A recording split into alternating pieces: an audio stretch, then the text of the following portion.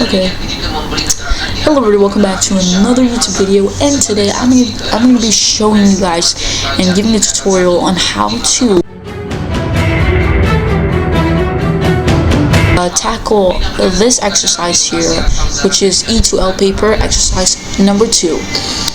My tips and tricks and how to get a full mark most of the time, then listen to this. Okay, so once you've gotten to exercise number 2, once you finished exercise number 1, you go to the next page and you're gonna go ahead and read the stimulus, because you don't want to be missing this part.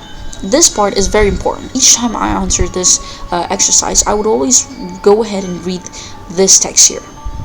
So you don't want to be skipping this. So these 4 texts, you want to have like a brief idea of what they're going to be talking about.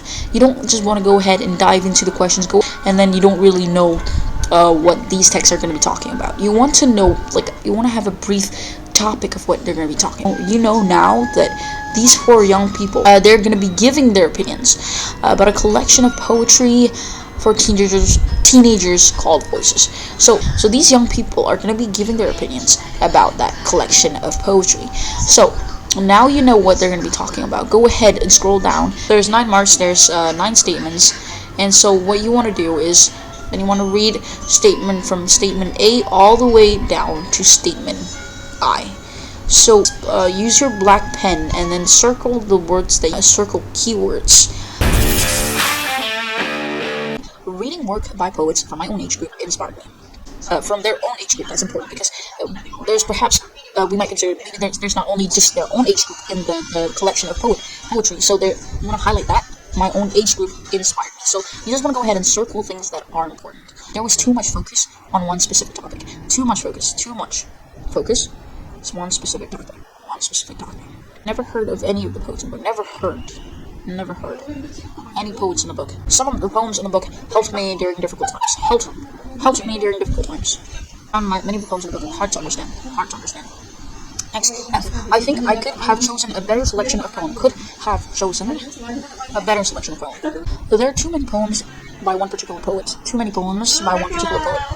I'm pleased that there are a few very long poems. So they're happy, they're pleased. There are few very long poems. Very few long poems. The design on the front of the book will appeal to the teenagers. So, this is what I do when I get to the exercise number 2. I go ahead and after I read the topic, I'd go ahead and go down and read the questions and circle some keywords. After I've circled some keywords, I would go ahead to text by text. For example, we have text A here. So we're gonna go ahead and text A and read over the text one by one, and while you read this, you will have in your mind, it will pop up like, oh, this matches this statement, oh, this matches statement B, oh, this matches statement H.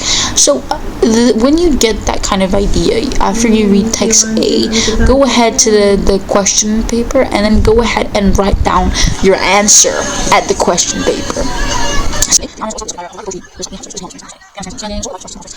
Yellow color, so that you can see. But inside the exam paper, of course, don't do this. So I was unfamiliar with many of the poets. There you go. There's one statement. You already have one answer there. That's 1 mark.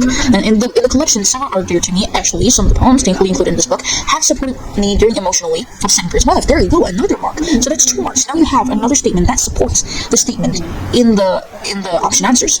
So let's go ahead and read some more. I'm sure the same will be true for other readers. Read by several teenage poets is included, and although there's much to admire in their poems, I have to admit to prefer the poetry of more experienced writers. Once a poem goes beyond a page in length, I tend to lose interest. Oh, there is 3 marks. Goes beyond page in length, I tend to lose interest, which means it goes beyond a page in length. That means the poem is too long, so they lose interest when the poem is. Go ahead to the questions. Go ahead to the option answers. Now you read this text, you know that it matches certain statements. So here, help me during difficult times. A. Okay, one more. Never heard of any poets. Hold on, let's go ahead right then. I was unfamiliar with many of the poets. Okay, so unfamiliar with many of the poets is not actually same as never heard, meaning they've never heard, but it says here unfamiliar with many of the poets. With never heard is actually different, because never heard means you never heard. Unfamiliar with many of the poets means that you know some poets, but not many. Go ahead and write A there.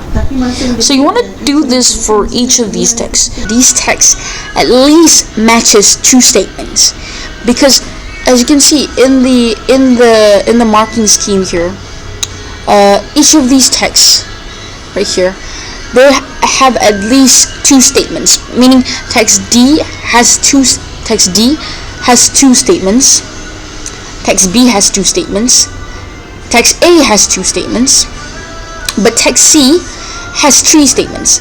There must be one text that matches three statements. Just make sure that at least each of these texts matches two statements.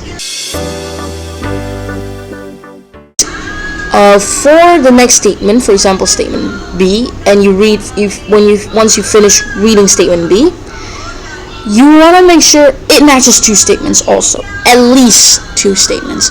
But if you're able to find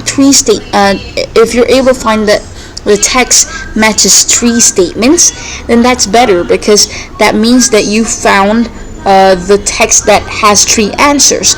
So that means that the next text will only be matching with two statements.